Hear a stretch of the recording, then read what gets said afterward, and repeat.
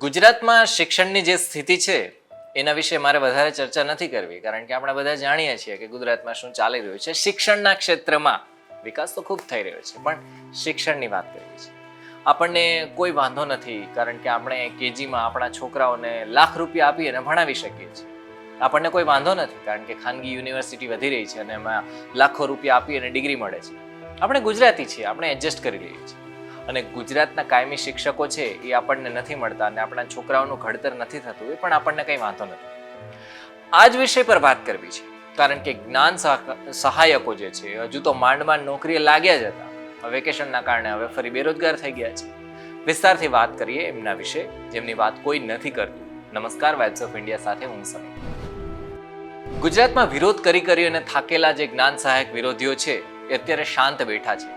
એમનું એવું માનવું હતું કે જે ગરીબ ઘરના દીકરા છે, દીકરીઓ છે, એ ભલે જ્ઞાન સહાયક યોજનાનો લાભ લે અને સરકાર સાથે જોડાય, પણ અમે વિરોધ કરશું એવું એમનું માનવું હતું.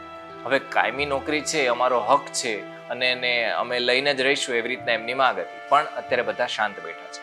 વિરોધ તો કર્યો પણ કંઈ થયું નહીં.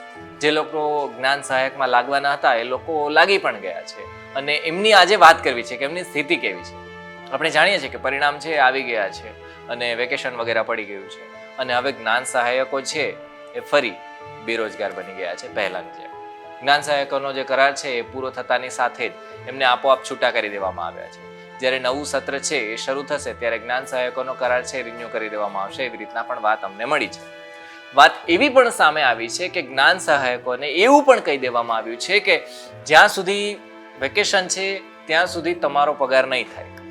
હવે જોવા જેવી વાત તો એ છે કે છોકરાઓ 12 ધોરણ ભણે, પછી સ્નાતક થાય એટલે કે 3 વર્ષ એના, પછી બીએડ કરે 2 વર્ષ એના, પછી બીએડ પાસ કરવાના, એ પરીક્ષા આપવાની એટલે પાછું 1 વર્ષ ગણી લેવાનું. એટલે આટલું ભણી અને પછી શિક્ષક બનવા માટે એ તૈયાર થાય છે અને શિક્ષકોને ઓછા પગારમાં કામ કરવું પડે છે.